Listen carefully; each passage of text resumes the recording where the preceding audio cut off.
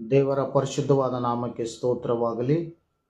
ಈ ಮುಂಜಾನೆ ಜಾವದಲ್ಲಿ ಗಿಲ್ಗಲ್ ಆಫ್ ಟೋನ್ಸ್ ಸರ್ಕಲ್ ಮೂಲಕವಾಗಿ ಕರ್ತನು ಮತ್ತೊಂದು ಸಾರಿ ಇದರಲ್ಲಿ ಬಂದು ಆರಾಧನೆ ಮಾಡುವಂತೆ, ಪ್ರಾರ್ಥಿಸುವಂತೆ, ದೇವರ ತನ್ನ ವಾಕ್ಯವನ್ನು ಬೋಧಿಸುವಂತೆ ಸಹಾಯ ಮಾಡಿದಾನೆ. ಅದಕ್ಕಾಗಿ ಸ್ತೋತ್ರ. ಒಂದು ಸಣ್ಣ ಪ್ರಾರ್ಥನೆ ಮಾಡಿಕೊಳ್ಳೋಣ. ಸ್ತೋತ್ರವಾಗಲಿ. ಪ್ರೀತಿಸುವ ದೇವರೇ, ಒಳ್ಳೆಯ ಸಮಯಕ್ಕಾಗಿ ಸ್ತೋತ್ರ ಕರ್ತನೆ. ಮುಂಜಾನೆ ಜಾವದಲ್ಲಿ ದೇವರೇ ಮತ್ತೊಂದು ಸಾರಿ ಕರ್ತನೆ ನಿನ್ನನ್ನು ಸ್ತುತಿಸುವಂತಹ ಸೌಭಾಗ್ಯವನ್ನು ಕೊಟ್ಟಿದ್ದಕ್ಕಾಗಿ ಸ್ತೋತ್ರ. ದೇವರೇ, ನಾವು ಸ್ತುತಿಸ್ತೇವೆ, ನಿಮ್ಮನ್ನು ಕೊಂಡಾಡ್ತೇವೆ, ನಿಮ್ಮನ್ನು ಮಹಿಮೆ ಪಡಿಸ್ತೇವೆ, ಘನಪಡಿಸ್ತೇವೆ ಕರ್ತನೆ. ನಿನ್ನೊಬ್ಬನೇ ಆರಾಧನೆಗೆ ಯೋಗ್ಯನಾದ ದೇವರಾಗಿದೆಯಪ್ಪ. ನಿನಗೆ ಸ್ತೋತ್ರ ಸ್ತೋತ್ರ ರಕ್ಷಕನೇ. Hallelujah, price lord. ಅಪ್ಪ, ಮುಂದೆ ನಡೀತಕ್ಕಂಥ ಎಲ್ಲ ಕಾರ್ಯಗಳನ್ನು ನೀವು ತನ್ನ ಆಶೀರ್ವದಿಸಿ ನಡೆಸ್ರಿ. ಯೇಸು ನಾಮದಲ್ಲಿ ತಂದೆ, ಆಮೇನ್ ಆಮೇನ್. ಸ್ತೋತ್ರ. ಈ ಸಮಯದಲ್ಲಿ ಕರ್ತನ ಮಹಿಮೆಗಾಗಿ ಒಂದು ರಾಗವನ್ನು ನಾವು ಹಾಡಿಕೊಳ್ಳೋಣ. ಯಜ್ಞದ ಕುರಿಮರಿಯೇ, ಪರಲೋಕ ರಾಜ್ಯನೇ, ರಕ್ಷಿಸಿದ ಆತನೇ ಅನ್ನುವಂಥ ಹಾಡವನ್ನು ಹಾಡಿ ಕರ್ತನನ್ನ ಮಹಿಮೆ ಪಡಿಸೋಣ. ಯಜ್ಞದ ಕುರಿಮರಿಯೇ, ಪರಲೋಕ ರಾಜನೇ, ರಕ್ಷಿಸಿದ ಆತನೇ ನನ್ನ ಪ್ರಿಯ ಯೇಸುವೇ. ಯಜ್ಞದ ಕುರಿಮರಿಯೇ, ಪರಲೋಕ ರಾಜನೇ, ರಕ್ಷಿಸಿದ ಆತನೇ ನನ್ನ ಪ್ರಿಯ ಯೇಸುವೇ. ಓ ಪ್ರಿಯ, ಓ ಪ್ರಿಯ, ರಕ್ಷಿಸಿದ ದೇವರು ನೀನೆ ನನ್ನ ಪ್ರಿಯ ಯೇಸುವೇ. ಯಜ್ಞದ ಕುರಿಮರಿಯೇ, ಪರಲೋಕ ರಾಜನೇ, ರಕ್ಷಿಸಿದ ಆತನೇ ನನ್ನ ಪ್ರಿಯ ಯೇಸು. ಬಲಿಯಾದೆ ನನ್ನ ಪಾಪಕ್ಕಾಗಿ ಕಲ್ವಾರಿ ಶಿಲುಬೆಯಲ್ಲಿ, ರಕ್ಷಿಸಿದೆ ನನ್ನ ಆತ್ಮವನ್ನು ನಿನ್ನ ರಕ್ತ ಸುರಿಸಿ. ಬಲಿಯಾದೆ ನನ್ನ ಪಾಪಕ್ಕಾಗಿ ಕಲ್ವಾರಿ ಶಿಲುಬೆಯಲ್ಲಿ, ರಕ್ಷಿಸಿದೆ ನನ್ನ ಆತ್ಮವನ್ನು ನಿನ್ನ ರಕ್ತ ಸುರಿಸಿ. ಓ ಪ್ರಿಯ, ಓ ಪ್ರಿಯ, ರಕ್ಷಿಸಿದ ದೇವರು ನೀನೆ ನನ್ನ ಪ್ರಿಯ ಯೇಸುವೇ. ಯಜ್ಞದ ಕುರಿಮರಿಯೇ, ಪರಲೋಕ ರಾಜನೇ, ರಕ್ಷಿಸಿದ ಆತನೇ ನನ್ನ ಪ್ರಿಯ ಯೇಸುವೇ. ಯಜ್ಞದ ಕುರಿಮರಿಯೇ, ಪರಲೋಕ ರಾಜನೇ, ಆತನೇ ನನ್ನ ಪ್ರಿಯ ಯೇಸುವೇ. ಕನಿಕರ ಕೃಪೆಯುಳ್ಳ ದೇವರು ನೀನೇ ನನ್ನೇಸು ರಾಜನೇ, ದೀರ್ಘ ಶಾಂತನು ಪ್ರೀತಿ ನಂಬಿಕೆ ಉಳ್ಳ ದೇವರೇ. ಕನಿಕರ ಕೃಪೆಯುಳ್ಳ ದೇವರು ನೀನೇ ನನ್ನೇಸು ರಾಜನೇ, ದೀರ್ಘ ಶಾಂತನು ಪ್ರೀತಿ ನಂಬಿಕೆ ಉಳ್ಳ ದೇವರೇ. ಓ ಪ್ರಿಯ, ಓ ಪ್ರಿಯ, ನಿನ್ನ ಹೊರತು ದೇವರೇ ಇಲ್ಲ ನನ್ನ ಪ್ರಿಯ ಯೇಸುವೇ. ಯಜ್ಞದ ಕುರಿಮರಿಯೇ, ಪರಲೋಕ ರಾಜನೇ, ರಕ್ಷಿಸಿದ ಆತನೇ ನನ್ನ ಪ್ರಿಯ ಯೇಸುವೇ. ಯಜ್ಞದ ಕುರಿಮರಿಯೇ, ಪರಲೋಕ ರಾಜನೇ, ರಕ್ಷಿಸಿದ ಆತನೇ ನನ್ನ ಪ್ರಿಯ ಯೇಸುವೇ. ಜೀವಿಸುವಾತನು ಜೀವ ಸ್ವರೂಪನು, ಜೀವದ ಅಧಿಪತಿಯೇ, ಜೀವದ ರೊಟ್ಟಿ ಜೀವ ಜಲವು ನೀನೇ ನನ್ನೇಸುವೆ. ಜೀವಿಸುವಾತನ ಜೀವ ಸ್ವರೂಪನ, ಜೀವದ ಅಧಿಪತಿಯೇ, ಜೀವದ ರೊಟ್ಟಿ ಜೀವ ಜಲವು ನೀನೇ ನನ್ನೇಸುವೆ. ಓ ಪ್ರಿಯ, ಓ ಪ್ರಿಯ, ಜೀವನದ ನಿರೀಕ್ಷೆಯು ನನ್ನ ಪ್ರಿಯ ಯೇಸುವೇ. ಯಜ್ಞದ ಕುರಿಮರಿಯೇ, ಪರಲೋಕ ರಾಜನೇ, ರಕ್ಷಿಸಿದ ಆತನೇ ನನ್ನ ಪ್ರಿಯ ಯೇಸುವೇ. ಯಜ್ಞದ ಕುರಿಮರಿಯೇ, ಪರಲೋಕ ರಾಜನೇ, ರಕ್ಷಿಸಿದ ಆತನೇ ನನ್ನ ಪ್ರಿಯ ಯೇಸುವೇ. ಸ್ತೋತ್ರ. ಒಂದೆರಡು ನಿಮಿಷಗಳ ಕಾಲ ನಾವು ದೇವರಿಗೆ ಸ್ತೋತ್ರ ಮಾಡಿಕೊಳ್ಳೋಣ. ದೇವರಿಗೆ ರಾಗವನ್ನು ಆಶೀರ್ವಾದ ಕೊಟ್ಟಿದ್ದಕ್ಕಾಗಿ ಸ್ತೋತ್ರ. ಅಪ್ಪ ಕರ್ತನೆ, ನೀನು ಯಜ್ಞದ ಕುರಿಮರಿಯಾದಾತನು, ಯಜ್ಞದ ಬಲಿಯಾದಾತನು ನೀನಾಗಿದೆ. ನಿನಗೆ ಸ್ತೋತ್ರ ಕರ್ತನೆ. ಮುಂಚಾನೆ ಜಾವದಲ್ಲಿ ನಾವು ನಿಮ್ಮನ್ನು ಸ್ತುತಿ ಮಾಡ್ತೇವೆ, ಕೊಂಡಾಡ್ತೇವೆ ಕರ್ತನೆ.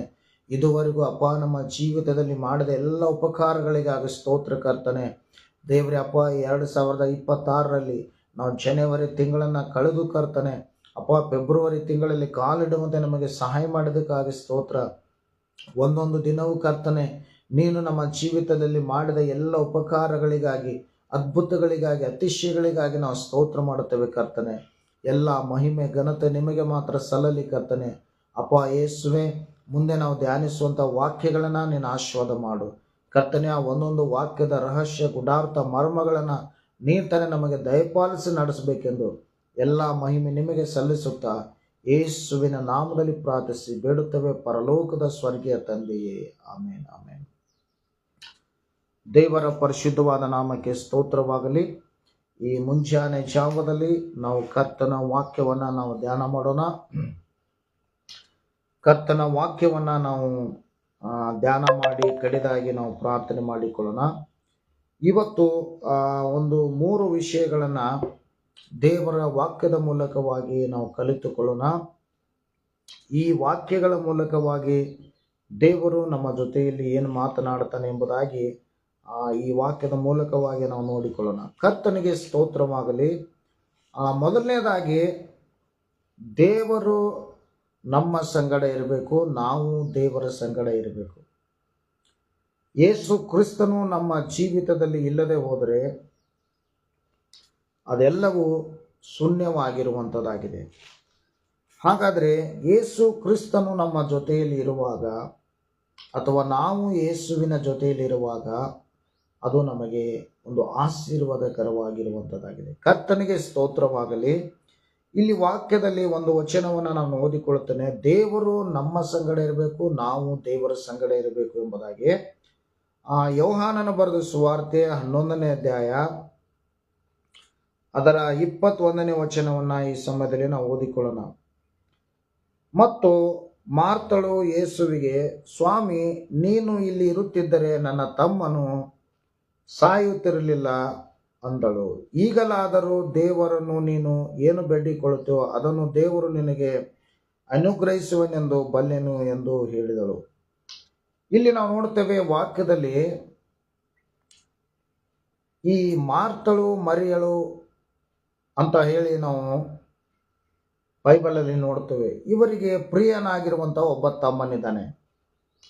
ಈಗ ಆ ಪ್ರಿಯನಾಗಿರುವಂಥ ತಮ್ಮನು ಅಸ್ವಸ್ಥನಾಗಿ ಆತನು ತೀರಿಕೊಂಡಿದ್ದಾನೆ. ತೀರಿಕೊಂಡಂಥ ಸಮಯದಲ್ಲಿ ಯೇಸು ಕ್ರಿಸ್ತನು ಅಲ್ಲಿ ಬರುವಾಗ ಮಾರ್ತಳು ಯೇಸುವಿಗೆ ಹೇಳುವಂಥ ಒಂದು ಮಾತು ಏನಂದರೆ, ಸ್ವಾಮಿ, ನೀನು ಇಲ್ಲಿ ಇರುತ್ತಿದ್ದರೆ ನನ್ನ ತಮ್ಮನು ಸಾಯುತ್ತಿರಲಿಲ್ಲ ಎಂಬುದಾಗಿ. ಹೌದು ಪ್ರಿಯರೇ, ಯೇಸು ಅಲ್ಲಿ ಇದ್ದರೆ ಆ ಸಮಸ್ಯೆ ನಡೀತಾ ಇರಲಿಲ್ಲ ಎಂಬುದಾಗಿ ಆಕೆ ಒಂದು ಮಾತಿನ ಅರ್ಥದಲ್ಲಿ ನಾವು ನೋಡ್ತೇವೆ. ನೀನಿದ್ದರೆ ಎಂಬುದಾಗಿ. ಹೌದು, ಯೇಸು ಇದ್ದರೆ ನನ್ನ ತಮ್ಮನು ಸಾಯುತ್ತಿರಲಿಲ್ಲ, ನನ್ನ ತಮ್ಮನು ಬದುಕಿಕೊಂಡೇ ಇರುತ್ತಿದ್ದನು ಎಂಬುದಾಗಿ ಆಕೆ ಅಲ್ಲಿ ಮಾತಾಡುವುದನ್ನು ನಾವು ನೋಡ್ತಾ ಇದ್ದೇವೆ. ಹೌದು ಪ್ರೇರೆ, ಇವತ್ತು ದೇವರು ನಮ್ಮ ಜೀವಿತದಲ್ಲಿ ಇಲ್ಲ ಅಂದರೆ, ದೇವರು ನಮ್ಮ ಸಂಗಡ ಇಲ್ಲ ಅಂದರೆ, ಅಥವಾ ನಾವು ದೇವರ ಸಂಗಡ ಇಲ್ಲ ಅಂದರೆ ನಾವು ಏನನ್ನು ಈ ಲೋಕದಲ್ಲಿ ಸಾಧಿಸಲು ಆಗುವುದಿಲ್ಲ. ಹಾಗಾದರೆ ನಾವು ಏನಾದರೂ ಈ ಲೋಕದಲ್ಲಿ ಏನಾದರೂ ನಾವು ಸಾಧಿಸಬೇಕಂದ್ರೆ ಕರ್ತನು ನಮ್ಮ ಜೊತೆಯಲ್ಲಿ ಇರಬೇಕು, ನಾವು ಆತನ ಜೊತೆಯಲ್ಲಿ ಇರಬೇಕು. ಇರುವಾಗ ಮಾತ್ರ ನಾವು ಕರ್ತನ ಆಶೀರ್ವಾದವನ್ನು ನಾವು ಹೊಂದಿಕೊಳ್ಳುವುದಕ್ಕೆ ಸಾಧ್ಯವಾಗುತ್ತದೆ ಎಂಬುದಾಗಿ ಈ ವಾಕ್ಯದಲ್ಲಿ ನಾವು ನೋಡ್ತಾ ಇದ್ದೇವೆ. ಇದಕ್ಕೆ ಸಂಬಂಧಪಟ್ಟ ಹಾಗೆ ಇನ್ನೊಂದು ವಚನವನ್ನು ನಾವು ನೋಡೋಣ. ಲೂಕನ ಬರೆದ ಸುವಾರ್ತೆ ಅದರ 10ನೇ ಅಧ್ಯಾಯ, ಲೂಕನ ಬರೆದ ಸುವಾರ್ತೆ 10ನೇ ಅಧ್ಯಾಯ ಅದರ 38-42ನೇ ವಚನವನ್ನು ನಾನು ಓದ್ತೀನಿ ಕೇಳ್ರಿ. ಅವರು ಸಂಚಾರ ಮಾಡುತ್ತಿರುವಾಗ ಆತನು ಒಂದಾನೊಂದು ಹಳ್ಳಿಗೆ ಬಂದನು. ಅಲ್ಲಿ ಮಾರ್ತಳೆಂಬ ಒಬ್ಬ ಸ್ತ್ರೀ ಆತನು ತನ್ನ ಮನೆಯಲ್ಲಿ ಇಳಿಸಿಕೊಂಡಿದ್ದಳು. ಆಕೆಗೆ ಮರಿಯಳೆಂಬ ಒಬ್ಬ ತಂಗಿ ಇದ್ದಳು. ಆಕೆ ಸ್ವಾಮಿಯ ಪಾದದ ಬಳಿಯಲ್ಲಿ ಕೂತುಕೊಂಡು ಆತನ ವಾಕ್ಯವನ್ನು ಕೇಳುತ್ತಿದ್ದಳು. ಹೌದು ಪ್ರಿಯರೇ, ಈ ಮಾರ್ತಳು ಮತ್ತು ಮರಿಯಳು ಯೇಸುವಿಗೆ ಬಹಳ ಪ್ರಿಯರಾಗಿದ್ದರು. ಯೇಸುವನ್ನ ಬಹಳ ಪ್ರೀತಿಯಿಂದ ತಮ್ಮ ಮನೆಗೆ ಆಹ್ವಾನಿಸುವಂಥವರಾಗಿದ್ದರು, ತಮ್ಮ ಜೀವಿತದಲ್ಲಿ ಆಹ್ವಾನಿಸುವಂಥವರಾಗಿದ್ದರು. ಯೇಸುವನ್ನ ಇವರು ಸಂತೋಷವಾಗಿ ಸ್ವೀಕರಿಸಿಕೊಂಡವರಾಗಿದ್ದರು. ಈಗ ಯೇಸು ಕ್ರಿಸ್ತನು ಒಂದು ದಿನ ಇವರ ಮನೆಗೆ ಬಂದಾಗ ಮಾರ್ತಳು ಎಲ್ಲ ಕೆಲಸ ಕಾರ್ಯಗಳ ಗಡಿಬಿಡಿಯಲ್ಲೇ ಇದ್ದಾಳೆ. ಬಟ್ ಅದರ ಮರಿಯಳು ಏನು ಮಾಡ್ತಾ ಇದ್ದಾಳೆ ಅಂದ್ರೆ, ಯೇಸುವಿನ ಪಾದದ ಬಳಿಯಲ್ಲಿ ಕುಳಿತು ಆತನು ಹೇಳುವಂಥ ಪ್ರತಿಯೊಂದೊಂದು ವಾಕ್ಯಗಳನ್ನು ಆಕೆ ಕೇಳುತ್ತಾ ಇದ್ದಾಳೆ. ಯಾರು? ಮರಿಯಳು. ಹೌದು, ನಮಗೆ ಕೆಲಸ ಬೇಕು, ಕೆಲಸ ಕಾರ್ಯಗಳು ನಡಿಬೇಕು, ಮನೆಯಲ್ಲಿ ಕೆಲಸ ಮಾಡಬೇಕು, ಹೊರಗಡೆ ಕೆಲಸ ಮಾಡಬೇಕು, ಇದೆಲ್ಲ ಒಳ್ಳೆಯದೇ. ಆದರೆ ದೇವರಿಗೆ ಕೊಡಬೇಕಾದಂಥ ಸಮಯ ಬಂದಾಗ ಅದನ್ನು ದೇವರಿಗೆ ನಾವು ಕೊಡಬೇಕು. ಮರಿಯಳಿಗೆ ಗೊತ್ತು, ಯೇಸು ಕ್ರಿಸ್ತನು ಇವತ್ತು ನಮ್ಮ ಮನೆಗೆ ಬಂದಿದ್ದಾನೆ, ನನ್ನ ಸಮಯವನ್ನು ಆತನಿಗೆ ನಾನು ಕೊಡಬೇಕು, ಆತನ ಪಾದದಲ್ಲಿಯೇ ನಾನು ಸಮಯವನ್ನು ಕಳಿಬೇಕು, ನಾನು ದೇವರ ಜೊತೆಯಲ್ಲಿರಬೇಕು, ಯೇಸು ನನ್ನ ಜೊತೆಯಲ್ಲಿರಬೇಕಂತೇಳಿ ಆಕೆ ಯೇಸುವಿನ ಪಾದದ ಬಳಿಯಲ್ಲಿ ಕುಳಿತು ಆತನ ವಾಕ್ಯವನ್ನೇ ಆಕೆ ಏನು ಮಾಡ್ತಾ ಇದ್ದಳು? ಕೇಳ್ತಾ ಇದ್ದಳು. ಆದರೆ ಮಾರ್ತಳು ಮಾತ್ರ ಗಡಿಬಿಡಿಯಲ್ಲಿ ಕೆಲಸದಲ್ಲಿ ಆಕೆ ಏನು ಮಾಡಿದಳು?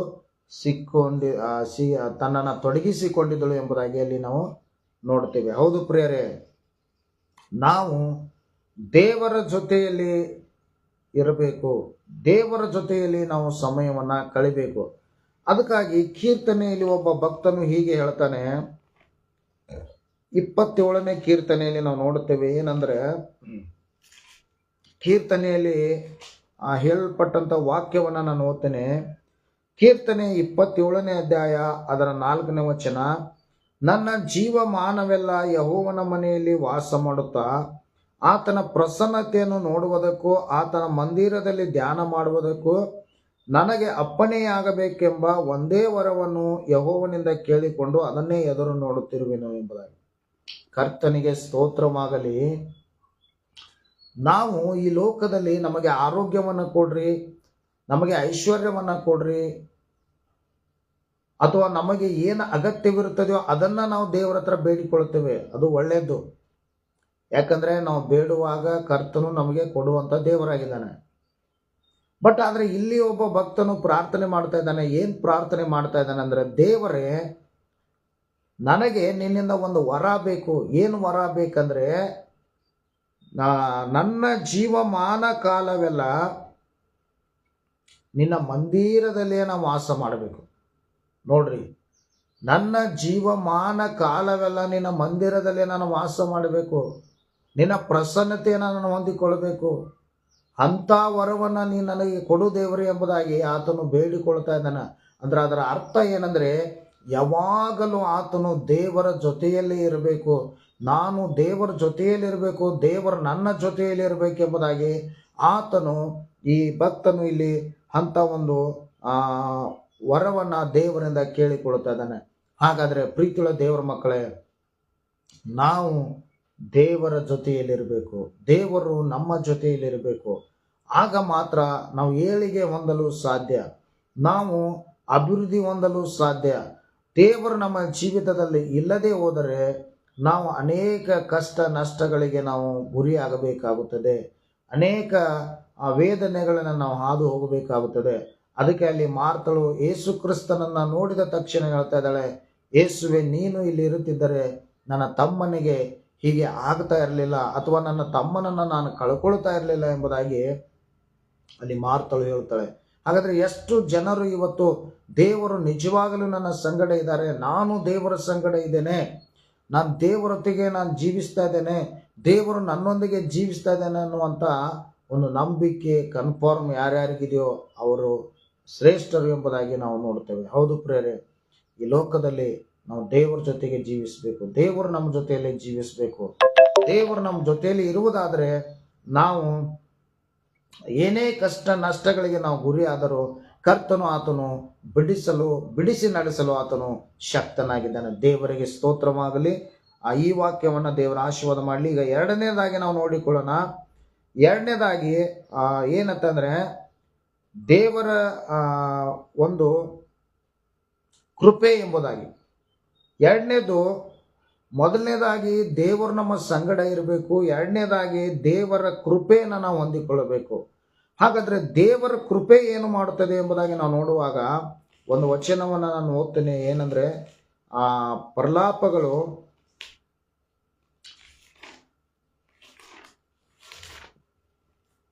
ಪ್ರಲಾಪಗಳು 3ನೇ ಅಧ್ಯಾಯ ಅದರ 22-23ನೇ ವಚನವನ್ನು ಓದಿಕೊಳ್ಳೋಣ. ನಾನು ಉಳಿದಿರುವುದು ಯೆಹೋವನ ಕರುಣೆಯೇ, ಆತನ ಕೃಪಾವರಗಳು ನಿಂತು ಹೋಗವು. ದಿನದಿನದೂ ಹೊಸದಾಗಿ ಒದಗಿಸುತ್ತವೆ, ನಿನ್ನ ಸತ್ಯಸಂಧತೆಯು ದೊಡ್ಡದು. ನೋಡ್ರಿ, ಎರಡನೇದಾಗಿ ದೇವರ ಕೃಪೆ ನಮಗ್ ಬೇಕು. ಕೃಪೆ ಅಂದ್ರೆ ಏನ್ರಿ? ದೇವರ ಆಶೀರ್ವಾದ. ದೇವರ ಕೃಪೆ ನಮಗಿರುವುದಾದ್ರೆ ನಾನು ಬಲಹೀನನಾಗಿದ್ದರೂ ಬಲಿಷ್ಠವಾದ ಕಾರ್ಯಗಳನ್ನು ಮಾಡಬಹುದು. ದೇವರ ಕೃಪೆ ನಮಗಿರುವುದಾದರೆ ನಾನು ಅಜ್ಞಾನಿ ಆಗಿದ್ದರೂ ಜ್ಞಾನಿಗಳು ಮಾಡುವಂಥ ಕೆಲಸವನ್ನು ನಾನು ಮಾಡ್ಬೋದು. ಹಾಗಾದರೆ ನಮ್ಮ ಜ್ಞಾನ, ನಮ್ಮ ಬಲ, ನಮ್ಮ ಶಕ್ತಿ, ನಮ್ಮ ಐಶ್ವರ್ಯ ಇದು ಯಾವುದಕ್ಕೂ ಬರಂಗಿಲ್ಲ. ಇದು ಯಾವುದು ನಮ್ಮನ್ನು ರಕ್ಷಿಸಕ್ಕೆ ಆಗುವುದಿಲ್ಲ. ಆದರೆ ದೇವರ ಕೃಪೆ ಅದೇನಂದ್ರೆ ನಮ್ಮನ್ನು ಆಶೀರ್ವದಿಸುವಂಥದ್ದಾಗಿದೆ. ಅಂದರೆ ದಿನ ದಿನ ದೇವರು ತನ್ನ ಕೃಪೆಯನ್ನು ಹೊಸದಾಗಿ ನಮಗೆ ಒದಗಿಸಿಕೊಡುತ್ತಾನೆ ಎಂಬುದಾಗಿ ಈ ವಾಕ್ಯದಲ್ಲಿ ನೋಡ್ತೇವೆ. ಹೌದು ಪ್ರೇರೆ, ಕೃಪೆ ಬೇಕು. ದೇವರ ಕೃಪೆ ಕೊಟ್ಟರೆ ನಾವು ಏನು ಬೇಕಾದರೂ ಒಳ್ಳೆಯ ಕಾರ್ಯಗಳನ್ನು ನಾವು ಮಾಡ್ಬೋದು. ಒಂದು ವೇಳೆ ಕೃಪೆ ನಮಗೆ ಇಲ್ಲದಿದ್ದರೆ ನಾವೇನು ಮಾಡೋಕ್ಕೆ ಆಗುವುದಿಲ್ಲ. ಅದಕ್ಕೆ ಭಕ್ತನು ಇಲ್ಲಿ ದೇವರ ಹತ್ರ ಕೇಳಿಕೊಳ್ತಾ ಇದ್ದಾನೆ. ನೋಡ್ರಿ ಹೇಳ್ತಾ ಇದ್ದಾನೆ ಏನಂದ್ರೆ, ನಾನು ಉಳಿದಿರುವುದು ಯೆಹೋವನ ಕರುಣೆಯಿಂದಲೇ. ಕೆಲವರು ಹೇಳ್ತಾರೆ, ನನ್ನ ದೇಹದಲ್ಲಿ ಬಲ ಚೆನ್ನಾಗಿದೆ, ಅದರಿಂದ ನಾನು ಇಷ್ಟು ವರ್ಷ ಜೀವಿಸ್ತಾ ಇದ್ದೇನೆ. ಕೆಲವರು ಹೇಳ್ತಾರೆ ಏನಂದ್ರೆ, ನಾನು ಒಳ್ಳೆ ಪ್ರೋಟೀನು ಮತ್ತು ಎನರ್ಜಿ ಕೊಡುವಂಥ ಆಹಾರವನ್ನು ನಾನು ತಗೊಳ್ತಾ ಇದ್ದೇನೆ, ಅದಕ್ಕೆ ನಾನು ಇಷ್ಟು ಗಟ್ಟಿಯಾಗಿದ್ದೇನೆ ಎಂಬುದಾಗಿ. ಇಲ್ಲ ಪ್ರಿಯರೇ, ಮನುಷ್ಯ ಎಷ್ಟೇ ಗಟ್ಟಿಯಾಗಿದ್ದರೂ ಸಹ, ಎಷ್ಟೇ ಪ್ರೋಟೀನ್ಗಳನ್ನು ತೆಗೆದುಕೊಂಡ್ರೂ ಸಹ ದೇವರ ಕೃಪೆ ನಮಗಿಲ್ಲದಿದ್ದರೆ ನಾವು ಏನು ಮಾಡೋಕ್ಕೆ ಆಗುವುದಿಲ್ಲ. ಅದಕ್ಕಾಗಿ ನಮ್ಮನ್ನು ಬದುಕಿಸುವಂಥದ್ದು ಆತನ ಕೃಪೆ, ನಮಗೆ ದಿನವೂ ಹೊಸದಾಗಿ ಒದಗಿಸಿ ನಡೆಸುವಂಥದ್ದು ಆತನ ಕೃಪೆ. ಹಾಗಾದರೆ ದೇವರ ಕೃಪೆಯನ್ನು ನಾವು ಹೊಂದಿಕೊಳ್ಳಬೇಕು. ಆ ಕೃಪೆ ಏನು ಮಾಡುತ್ತದೆ ಅಂದರೆ ನಮ್ಮ ಬಲಹೀನತೆಯಲ್ಲೂ ಸಹ ಅದು ನಮಗೆ ಬಲವನ್ನು ಕೊಡುವುದಾಗಿದೆ. ಒಂದು ವಚನ ಓದಿಕೊಳ್ಳೋಣ. 2ನೇ ಕೊರಿಂಥದವರಿಗೆ ಬರೆದ ಪತ್ರಿಕೆ 12ನೇ ಅಧ್ಯಾಯ. 2ನೇ ಕೊರಿಂಥದವರಿಗೆ ಬರೆದ ಪತ್ರಿಕೆ 12ನೇ ಅಧ್ಯಾಯ. ಇಲ್ಲಿ ಪೌಲನು ಒಂದು ಮಾತನ್ನು ಹೇಳ್ತಾ ಇದ್ದಾನೆ. ಏನು ಹೇಳ್ತಾ ಇದ್ದಾನೆ ಎಂಬುದಾಗಿ ನಾವು ನೋಡಿಕೊಳ್ಳೋಣ. 2ನೇ ಕೊರಿಂಥ 12ನೇ ಅಧ್ಯಾಯ ಅದರ 8-9 ವಚನವನ್ನು ಈ ಸಮಯದಲ್ಲಿ ಓದಿಕೊಳ್ಳೋಣ. ಈ ಪೀಡೆಯು ವಿಷಯದಲ್ಲಿ ಅದು ನನ್ನನ್ನು ಬಿಟ್ಟು ಹೋಗಬೇಕೆಂದು 3 ಸಾರಿ ಕರ್ತನನ್ನು ಬೇಡಿಕೊಂಡೆನು. ಅದಕ್ಕಾತನು, ನನ್ನ ಕೃಪೆ ನಿನಗೆ ಸಾಕು, ಬಲಹೀನತೆಯಲ್ಲಿಯೇ ಬಲವು ಪೂರ್ಣ ಸಾಧಕವಾಗುತ್ತದೆ ಎಂದು ನನಗೆ ಹೇಳಿದ್ದಾನೆ. ಹೀಗಿರಲಾಗಿ ಕ್ರಿಸ್ತನ ಬಲವು ನನ್ನಲ್ಲಿ ನೆಲೆಗೊಂಡಿರಬೇಕೆಂದು ನನಗುಂಟಾಗುವ ನಿರ್ಬಲ ವ್ಯವಸ್ಥೆಗಳ ವಿಷಯದಲ್ಲಿಯೇ ಬಹು ಸಂತೋಷ ಹೆಚ್ಚಳಪಡುವೆನು. ಆದುದರಿಂದ ಕ್ರಿಸ್ತನ ನಿಮಿತ್ತ ನನಗೆ ನಿರ್ಬಲ ವ್ಯವಸ್ಥೆಯು, ತಿರಸ್ಕಾರವು, ಕೊರತೆಯು, ಹಿಂಸೆಯು, ಇಕ್ಕಟ್ಟು ಸಂಭವಿಸಿದಾಗ ಸಂತುಷ್ಟನಾಗಿದ್ದೇನೆ. ನಾನು ಯಾವಾಗ ನಿರ್ಬಲನಾಗಿದ್ದೇನೋ ಅವಾಗಲೇ ಬಲವುಳ್ಳವನಾಗಿದ್ದೇನೆ ಎಂಬುದಾಗಿ. ಕರ್ತನಿಗೆ ಸ್ತೋತ್ರವಾಗಲಿ, ದೇವರಿಗೆ ಮಹಿಮೆ ಆಗಲಿ. ಹೌದು ಪ್ರಿಯರೇ, ದೇವರ ಕೃಪೆ ನಮಗೆ ಇರುವುದಾದರೆ ನಾವು ಬಲಹೀನರಾಗಿರುವಾಗ ಆ ಕೃಪೆ ನಮ್ಮನ್ನು ಬಲಪಡಿಸುತ್ತದೆ. ನಾವು ಏನು ಮಾಡದ ರೀತಿಯಲ್ಲಿ ನಾವು ಇರುವಾಗ ಆ ದೇವರ ಕೃಪೆ ಎಲ್ಲವನ್ನ ಮಾಡುವಂಥ ಸಾಮರ್ಥ್ಯವನ್ನ ಅದು ನಮಗೆ ಒದಗಿಸುವಂಥದ್ದಾಗಿದೆ. ಅದಕ್ಕಾಗಿ ನೋಡ್ರಿ, ದೇವರ ಕೃಪೆ ನಮಗೆ ಬೇಕು. ನಾವು ಬಲಹೀನರಾದಾಗ ನಮ್ಮನ್ನು ಬಲಪಡಿಸಿ ಮುಂದೆ ನಡೆಸುವಂಥದ್ದು ಆತನ ಕೃಪೆ. ನಮಗೆ ಆಗದಿರುವಂಥ ಕೆಲಸಗಳನ್ನು ಮಾಡಿ ಮುಗಿಸೋಕ್ಕೆ ಒಂದು ಏನು ಮಾಡುತ್ತದೆ, ದೇವರ ಕೃಪೆ ನಮಗೆ ಸಹಾಯ ಮಾಡುವಂಥದ್ದಾಗಿದೆ. ಅದಕ್ಕಾಗಿ ದೇವರ ಕೃಪೆ ನಮಗೆ ಬೇಕು. ಅದಕ್ಕೆ ಕೀರ್ತನೆ 54 10ನೇ ವಚನದಲ್ಲಿ ನೋಡ್ತೇವೆ. ಅದನ್ನೊಂದು ವಚನವನ್ನು ಓದಿಕೊಳ್ಳೋಣ. ಏಷಾಯ 54 10ನೇ ವಚನ. ಬೆಟ್ಟಗಳು ಸ್ಥಳವನ್ನು ಬಿಟ್ಟು ಹೋದವು, ಗುಡ್ಡಗಳು ಕದಲಿಯಾವು, ಆದರೆ ನನ್ನ ಕೃಪೆ ನಿನ್ನನ್ನು ಬಿಟ್ಟು ಹೋಗದು, ಸಮಾಧಾನದ ನನ್ನ ಒಪ್ಪಂದವು ಕದಲದು ಎಂದು ನಿನ್ನನ್ನು ಕರ್ಣಿಸುವ ಯೆಹೋವನು ಅನ್ನುತ್ತಾನೆ. ಹೌದು ಪ್ರಿಯರೇ, ಈ ಲೋಕದಲ್ಲಿ ಏನೆಲ್ಲ ನಮ್ಮನ್ನು ಬಿಟ್ಟು ಹೋಗ್ಬೋದು, ಬಟ್ ಆದರೆ ದೇವರ ಕೃಪೆ ನಮ್ಮನ್ನ ಬಿಟ್ಟು ಹೋಗುವುದಿಲ್ಲ. ಅಂತ ಒಂದು ಕೃಪೆನ ದೇವರು ನಮಗೆ ಅನುಗ್ರಹಿಸಿದ್ದಾನೆ. ನೋಡ್ರಿ, ಬೆಟ್ಟಗಳು ಸ್ಥಳವನ್ನು ಬಿಟ್ಟು ಹೋದವು, ಗುಡ್ಡಗಳು ಕದಲಿಯಾವು, ಆದರೆ ನನ್ನ ಕೃಪೆ ನಿಮ್ಮನ್ನ ಬಿಟ್ಟು ಹೋಗುವುದೇ ಇಲ್ಲ ಎಂಬುದಾಗಿ. ಹೌದು, ಯಾರು ದೇವರನ್ನ ವಿಶ್ವಾಸಿಸ್ತಾರೋ, ಯಾರು ದೇವರ ಮೇಲೆ ತಮ್ಮ ವಿಶ್ವಾಸ ನಂಬಿಕೆ ಇಟ್ಟು ಮುಂದೆ ನಡೀತಾರೋ, ಅವರಿಗೆ ದೇವರು ತನ್ನ ಕೃಪೆಯನ್ನು ಅನುಗ್ರಹಿಸುವವನಾಗಿದ್ದಾನೆ. ಅದು ಎಂದಿಗೂ ಬಿಟ್ಟು ಹೋಗುವಂಥ ಕೃಪೆ ಅಲ್ಲ, ಇಲ್ಲದೇ ಇರುವಂಥ ಕೃಪೆ ಅಲ್ಲ. ಪ್ರತಿದಿನ ಹೊಸದಾಗಿ ಒದಗಿಸುವಂಥ ಕೃಪೆ, ಹೊಸ ಬಲ ಕೊಡುವಂಥ ಕೃಪೆ, ಜ್ಞಾನವನ್ನು ಕೊಡುವಂಥ ಕೃಪೆ, ಈ ಲೋಕದಲ್ಲಿ ಎಲ್ಲವನ್ನ ಜಯಿಸುವಂತೆ ಮಾಡುವಂಥದ್ದು ಕೃಪೆ, ನಮ್ಮ ಕೈಯಿಂದ ಆಗದೇ ಇರುವಂಥದ್ದನ್ನು ಆಗುವಂತೆ ಮಾಡುವಂಥದ್ದು ದೇವರ ಕೃಪೆ. ಅದಕ್ಕಾಗಿ ದೇವರ ಕೃಪೆ ನಮ್ಮ ಜೀವಿತದಲ್ಲಿ ಬೇಕು. ಹೌದು, ದೇವರ ಕೃಪೆ ಇಲ್ಲದೆ ನಾವೇನು ಮಾಡೋಕ್ಕೆ ಆಗುವುದಿಲ್ಲ. ಆತನ ಕೃಪೆಯನ್ನು ನಾವೇನು ಮಾಡಬೇಕು, ಹೊಂದಿಕೊಳ್ಳಬೇಕು. ಅದಕ್ಕೆ ಕೀರ್ತನೆಗಾರನು ಏನು ಹೇಳ್ತಾನಂದ್ರೆ, ಕೀರ್ತನೆ 118ನೇ ಅಧ್ಯಾಯ ಅದರಲ್ಲಿ 1-2 ವಚನಗಳನ್ನು ಓದಿಕೊಳ್ಳೋಣ. ಕೀರ್ತನೆ 118ನೇ ಅಧ್ಯಾಯ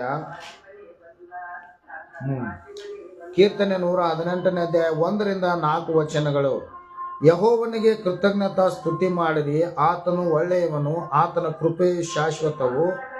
ಇಸ್ರಾಯೇಲರು ಆತನ ಕೃಪೆಯು ಶಾಶ್ವತವೆಂದು ಹೇಳಲಿ, ಆರೋನನ ಮನ್ನೆತದವರು ಆತನ ಕೃಪೆಯು ಶಾಶ್ವತವೆಂದು ಹೇಳಲಿ, ಯೆಹೋವನ ಭಕ್ತರು ಆತನ ಕೃಪೆಯು ಶಾಶ್ವತವೆಂದು ಹೇಳಲಿ ಎಂಬುದಾಗಿ. ಹೌದು ಪ್ರೇರೆ, ದೇವರ ಕೃಪೆ ಶಾಶ್ವತವಾದದ್ದು. ಒಂದು ಸಾರಿ ತನ್ನ ಕೃಪೆಯನ್ನು ಕೊಟ್ಟಂದ್ರೆ ದೇವರು ಆ ಕೃಪೆ ಶಾಶ್ವತವಾದಂಥ ಕೃಪೆಯನ್ನು ನಮಗೆ ಕೊಡ್ತಾನೆ. ಹೌದು, ದೇವರ ಕೃಪೆ ನಮಗಿರುವುದಾದರೆ ದೇವರ ಆಶೀರ್ವಾದಗಳನ್ನು ನಾವು ಹೊಂದಿಕೊಳ್ಳುವಂಥವರಾಗಿರ್ತೇವೆ. ದೇವರ ಕೃಪೆ ನಮಗಿರುವುದಾದರೆ ನಾವು ಬಲವುಳ್ಳವರಾಗಿರ್ತೇವೆ. ದೇವರ ಕೃಪೆ ಇರುವುದಾದರೆ ನಾವೆಲ್ಲವನ್ನ ಮಾಡಿ ನೋಡ್ರಿ ಆಗುವಂತೆ ಮಾಡುತ್ತದೆ. ಪೌಲನು ತನ್ನ ಜೀವಿತದಲ್ಲಿ ಅಷ್ಟೊಂದು ಜಯಶಾಲಿ ಆತನ ಆಗಬೇಕಾದರೆ ಸುಮಾರು 13 ಪತ್ರಿಕೆಗಳನ್ನು ಆತನು ಬರಿಬೇಕಾದ್ರೆ ದೇವರು ಆತನಿಗೆ ತನ್ನ ಕೃಪೆಯನ್ನು ಅನುಗ್ರಹಿಸಿದನು. ಆತನು ಬಲಹೀನನಾಗಿದ್ದನು, ಕೆಲವು ಸರಿ ಆತನು ವ್ಯಾಧಿ ಪೀಡಿತನಾಗಿದ್ದನು. ಆದರೂ ಸಹ ನಾನು ಯಾವಾಗ ಬಲಹೀನನಾಗಿದ್ದನೋ ಆಗಲೇ ನಾನು ಹೆಚ್ಚಿಗೆ ದೇವರ ಬಲ ಹೊಂದಿಕೊಳ್ತೇನೆ ಎಂಬುದಾಗಿ ಹೇಳ್ತಾನೆ. ಹೌದು, ನಮ್ಮ ನಿರ್ಬಲ ವ್ಯವಸ್ಥೆಗಳಲ್ಲಿ ನಮಗೆ ಬಲ ಇಲ್ಲ ಅನ್ನುವಂಥ ಸಮಯದಲ್ಲಿ ನಮ್ಮನ್ನು ಬಲಪಡಿಸಿ ಅದು ಮುಂದೆ ನಡೆಸುವಂಥದ್ದೇ ದೇವರ ಕೃಪೆ ಆಗಿದೆ.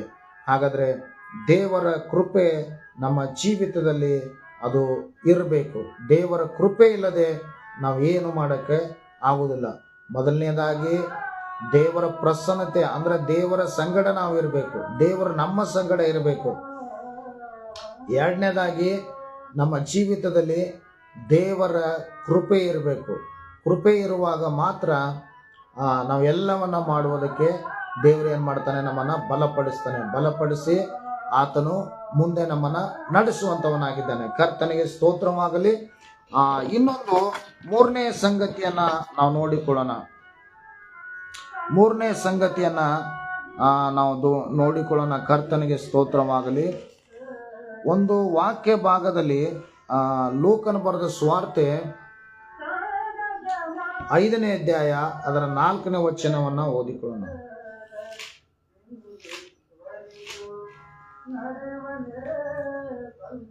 ಲೂಕ 5ನೇ ಅಧ್ಯಾಯ 4ನೇ ವಚನ. ಮಾತಾಡುವುದನ್ನ ಮುಗಿಸಿದ ಮೇಲೆ ಸೀಮೋನನಿಗೆ ಆಳವಾದ ಸ್ಥಳಕ್ಕೆ ದೋಣಿಯನ್ನು ನಡೆಸಿ ಮೀನು ಬೇಟೆಗಾಗಿ ನಿಮ್ಮ ಬಲೆಗಳನ್ನು ಹಾಕಿರಿ ಎಂದು ಹೇಳಿದನು. ಅದಕ್ಕೆ ಸೀಮೋನನು, ಗುರುವೇ, ನಾವು ರಾತ್ರಿಯೆಲ್ಲ ಪ್ರಯಾಸ ಪಟ್ಟರೂ ಏನೂ ಸಿಕ್ಕಲಿಲ್ಲ, ಆದರೆ ನಿನ್ನ ಮಾತಿನ ಮೇಲೆ ಬಲೆಗಳನ್ನು ಹಾಕುತ್ತೇನೆ ಅಂದನು. ಹಾಕಿದ ಮೇಲೆ ಮೀನುಗಳು ರಾಶಿ ರಾಶಿಯಾಗಿ ಸಿಕ್ಕಿಕೊಂಡು ಅವರ ಬಲೆಗಳು ಹರಿದು ಹೋಗುತ್ತಿದ್ದವು. ಆಗ ಅವರು ಮತ್ತೊಂದು ದೋಣಿಯಲ್ಲಿದ್ದ ತಮ್ಮ ಪಾಲುಗಾರರಿಗೆ, ನೀವು ಬಂದು ನಮಗೆ ನೆರವಾಗಬೇಕೆಂದು ಸನ್ನೆ ಮಾಡಿದರು.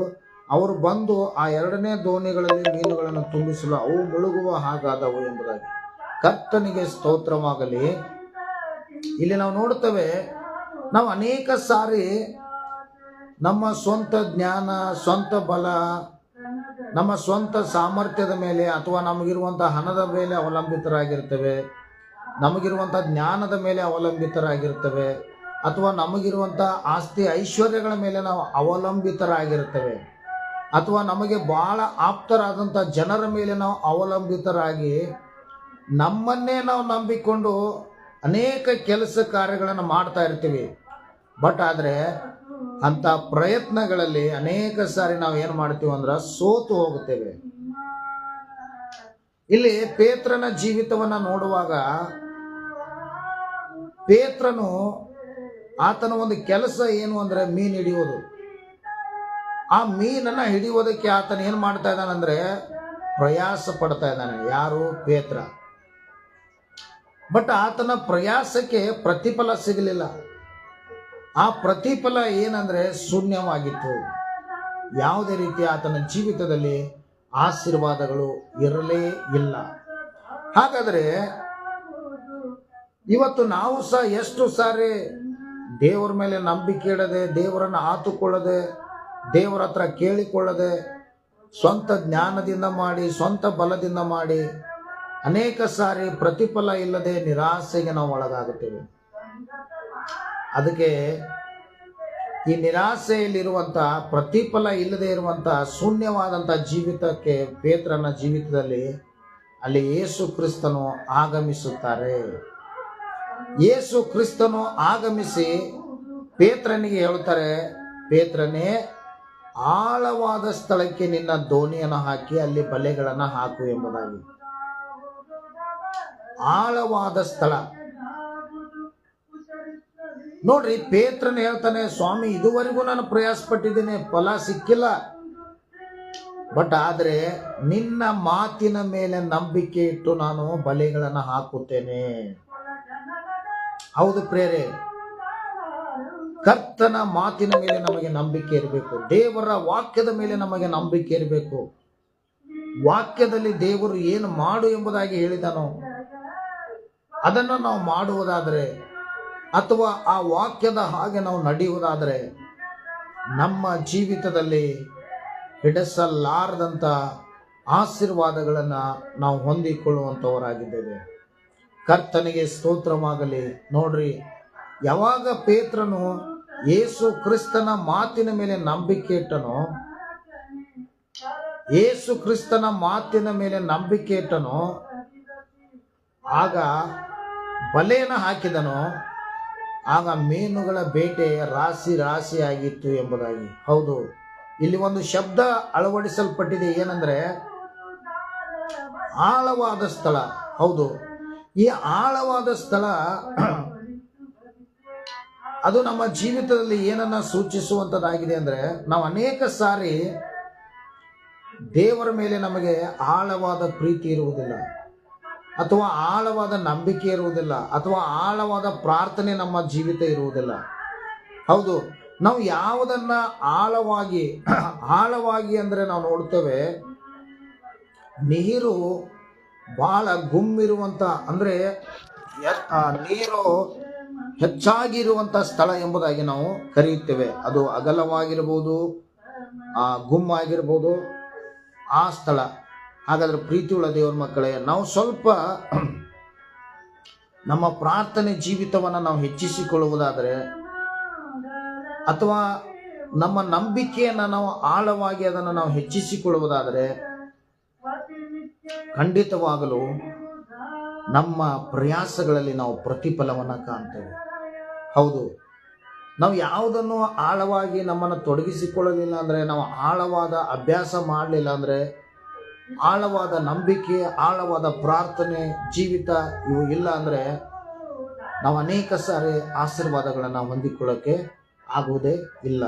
ಹಾಗಾದರೆ ಆಳವಾದ ಅಭ್ಯಾಸವನ್ನು, ಆಳವಾದ ನಂಬಿಕೆಯನ್ನು ನಾವು ನಮ್ಮ ಜೀವಿತದಲ್ಲಿ ಅಳವಡಿಸಿಕೊಳ್ಳಬೇಕು. ನೋಡ್ರಿ, ಪೇತ್ರನಿಗೆ ನಂಬಿಕೆ ಅದುವರೆಗೂ ಇತ್ತು. ಹೇಗೆ ಅವನಿಗೆ ನಂಬಿಕೆ ಇತ್ತಂದ್ರೆ, ತನ್ನ ಸ್ವಂತ ಬಲದ ಮೇಲೆ ಅವನಿಗೆ ನಂಬಿಕೆ ಇತ್ತು, ಸ್ವಂತ ಜ್ಞಾನದ ಮೇಲೆ ನಂಬಿಕೆ ಇತ್ತು, ತನ್ನ ಸ್ವಂತ ಪ್ರಯಾಸದಿಂದ ಆತನು ಪ್ರತಿಫಲ ಹುಡುಕಿದ. ಬಟ್ ಆತನಿಗೆ ಅಲ್ಲಿ ಪ್ರತಿಫಲ ಸಿಗಲಿಲ್ಲ. ಅದಕ್ಕೆ ಆತನು ಹೇಳ್ತಾ ಇದ್ದಾನೆ, ಇದುವರೆಗೂ ನನ್ನ ಸ್ವಂತ ಪ್ರಯತ್ನಗಳನ್ನು ಮಾಡಿದ್ದೇನೆ, ಆದರೆ ಇನ್ನ ಮೇಲೆ ನಿನ್ನ ಮಾತಿನ ಮೇಲೆ ನಾನು ಏನು ಮಾಡ್ತೇನೆ, ನಂಬಿಕೆ ಇಡುತ್ತೇನೆ. ನಿನ್ನ ಮಾತಿನ ಮೇಲೆ ನಂಬಿಕೆ ಇಟ್ಟು ನಾನು ಬಲೆಗಳನ್ನು ಹಾಕುತ್ತೇನೆ ಎಂಬುದಾಗಿ ಆತನು ಈಗ ದೇವರ ಮಾತುಗಳಿಗೆ ಆತನು ತನ್ನನ್ನು ಏನು ಮಾಡ್ತಾ ಇದ್ದಾನೆ, ಸಮರ್ಪಿಸಿಕೊಳ್ತಾ ಇದ್ದಾನೆ. ಆತನ ಮಾತಿನ ಹಾಗೆ ನಡೆಯುವುದಕ್ಕೆ ಆತನು ಪ್ರಯತ್ನಿಸ್ತಾ ಇದ್ದಾನೆ, ಪ್ರಯತ್ನ ಮಾಡಿದ. ಅದಕ್ಕೆ ಅವನ ಜೀವಿತದಲ್ಲಿ ನಾವು ನೋಡ್ತೇವೆ ಏನಂದ್ರೆ, ಅಲ್ಲಿ ರಾಶಿ ರಾಶಿಯಾಗಿ ಮೀನುಗಳು ಅವನಿಗೆ ಸಿಕ್ಕುವು ಎಂಬುದಾಗಿ. ಹೌದು ಪ್ರೇರೆ, ಇವತ್ತು ನಮ್ಮ ನಂಬಿಕೆಯನ್ನು ಆಳವಾಗಿ ಅದನ್ನು ಹೆಚ್ಚಿಸಿಕೊಳ್ಳೋಣ. ನಮ್ಮ ಪ್ರಾರ್ಥನೆ ಜೀವಿತವನ್ನು ಆಳವಾಗಿ ನಾವು ಹೆಚ್ಚಿಸಿಕೊಳ್ಳೋಣ. ನಮ್ಮ ಆತ್ಮಿಕ ಜೀವಿತ ಆಳವಾಗಿ ಅದನ್ನು ನಾವು ಜೀವಿಸುವುದಕ್ಕೆ ನಾವು ಇಷ್ಟಪಡೋಣ. ಇವತ್ತು 3 ಅಂಶಗಳನ್ನು ನಾವು ಕಲ್ತಿದ್ದೇವೆ. ಮೊದಲನೇದಾಗಿ, ದೇವರು ನಮ್ಮ ಸಂಗಡ ಇರಬೇಕು, ನಾವು ದೇವರ ಸಂಗಡ ಇರಬೇಕು ಎಂಬುದಾಗಿ. ಎರಡನೇದಾಗಿ, ದೇವರ ಕೃಪೆ ನಮಗೆ ಬೇಕು, ದೇವರ ಕೃಪೆ ನಮಗಿದ್ರೆ ನಾವು ಏನೆಲ್ಲ ಮಾಡಲು ಸಾಧ್ಯ ಎಂಬುದಾಗಿ. ಮೂರನೇದಾಗಿ, ಆಳವಾದ ನಂಬಿಕೆ, ಆಳವಾದ ಒಂದು ಪ್ರಾರ್ಥನೆ, ಆಳವಾದ ಒಂದು ಆತ್ಮಿಕವಾದ ಜೀವಿತ. ನಾವು ಆಳವಾಗಿ ಬಲವಾದ ಒಂದು ನಂಬಿಕೆ ದೇವರ ಮಾತಿನ ಮೇಲೆ, ದೇವರ ವಾಕ್ಯದ ಮೇಲೆ ಇಟ್ಟು ನಮ್ಮ ಆತ್ಮಿಕ ಜೀವಿತದಲ್ಲಿ ನಾವು ಮುನ್ನಡೆಯುವವರಾಗೋಣ. ಕರ್ತನು ಈ ವಾಕ್ಯಗಳನ್ನು ಆಶೀರ್ವಾದ ಮಾಡಲಿ. ಈ ಸಮಯಕ್ಕಾಗಿ ನಾನು ದೇವರಿಗೆ ಸ್ತೋತ್ರ ಮಾಡುತ್ತೇನೆ. ಈ ಸಮಯದಲ್ಲಿ ನಾವೆಲ್ಲರೂ ಕೇಳಿದಂಥ ವಾಕ್ಯಕ್ಕಾಗಿ ನಾವು ಕಣ್ಣುಗಳನ್ನು ಮುಚ್ಚಿಕೊಂಡು ಪ್ರಾರ್ಥನೆ ಮಾಡಿಕೊಳ್ಳೋಣ. ಕರ್ತನೇ, ನಿನಗೆ ಸ್ತೋತ್ರವಾಗಲಿ. ದೇವರಾತ್ಮನೇ, ನಿಮಗೆ ಸ್ತೋತ್ರವಾಗಲಿ.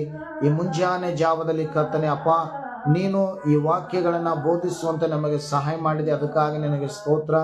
ಯೇಸುವಿನ ನಾಮದಲ್ಲಿ ಅಪ್ಪ ತಂದೆಯಾದ ದೇವರೇ, ಕೇಳಿದಂಥ ವಾಕ್ಯಗಳನ್ನು ಆಶೀರ್ವಾದ ಮಾಡ್ರಿ, ಕೇಳಿದಂಥ ನಿನ್ನ ಮಕ್ಕಳನ್ನು ಸಹ ಆಶೀರ್ವಾದ ಮಾಡ್ರಿ. ಹೌದು ಕರ್ತನೆ, ಮೊದಲನೇದಾಗಿ ನೀವು ನಮ್ಮ ಸಂಗಡ ಇರಬೇಕು, ನಾವು ನಿಮ್ಮ ಸಂಗಡ ಇರಬೇಕು. ಎರಡನೇದಾಗಿ ದೇವರೇ, ನಿಮ್ಮ ಕೃಪೆ ನಮಗೆ ಬೇಕು ಸ್ವಾಮಿ. ನಿಮ್ಮ ಕೃಪೆ ಇಲ್ಲದೆ ನಾವು ಏನು ಮಾಡೋಕ್ಕಾಗುವುದಿಲ್ಲ. ಮೂರನೇದಾಗಿ ಕರ್ತನೆ, ನಿನ್ನ ಮಾತಿನ ಮೇಲೆ ನಂಬಿಕೆ ಇಡಬೇಕು ಸ್ವಾಮಿ. ಹೌದು ಕರ್ತನೆ, ಒಂದು ಆಳವಾದ ನಂಬಿಕೆ, ಆಳವಾದ ಪ್ರಾರ್ಥನೆ, ಆಳವಾದ ಒಂದು ಆತ್ಮಿಕ ಜೀವಿತ ನಮ್ಮಲ್ಲಿರುವುದಾದರೆ ನಾವು ರಾಶಿಯಾದಂಥ ಅನೇಕ ಆಶೀರ್ವಾದಗಳನ್ನು ನಾವು ಹೊಂದಿಕೊಳ್ಳುವಂಥವರಾಗಿದ್ದೇವೆ. ಕರ್ತನೇ, ನಿಮಗೆ ಸ್ತೋತ್ರವಾಗಲಿ. ಕೊಟ್ಟಂಥ ವಾಕ್ಯಕ್ಕಾಗಿ ಸ್ತೋತ್ರ ಮಾಡುತ್ತಾ ಯೇಸುವಿನ ನಾಮದಲ್ಲಿ ಪ್ರಾರ್ಥಿಸಿ ಬೇಡುತ್ತೇವೆ ನಮ್ಮ ಪರಲೋಕದ ಸ್ವರ್ಗೀಯ ತಂದೆಯೇ. ಆಮೇನ್, ಆಮೇನ್, ಆಮೇನ್. ಕರ್ತನು ಈ ವಾಕ್ಯವನ್ನು ಆಶೀರ್ವಾದ ಮಾಡಲಿ, ಕೇಳಿದಂಥ ನಿಮ್ಮೆಲ್ಲರನ್ನ ಆಶೀರ್ವಾದ ಮಾಡಲಿ. ಮತ್ತೊಂದು ಸಾರಿ ಡ್ಯಾನಿಯಲ್ ಕರೆಗುಡ ಅವರಿಗೆ ನಾನು ವಂದನೆಗಳನ್ನು ತಿಳಿಸುತ್ತಾ ಈ ಒಂದು ಪ್ರಾರ್ಥನೆ ವಾಕ್ಯ ಭಾಗವನಕ್ಕೆ ನಾನು ವಿರಾಮವನ್ನು ಹೇಳುತ್ತೇನೆ. ದೇವರು ನಿಮ್ಮನ್ನು ಆಶೀರ್ವಾದ ಮಾಡಲಿ. ಆಮೇನ್.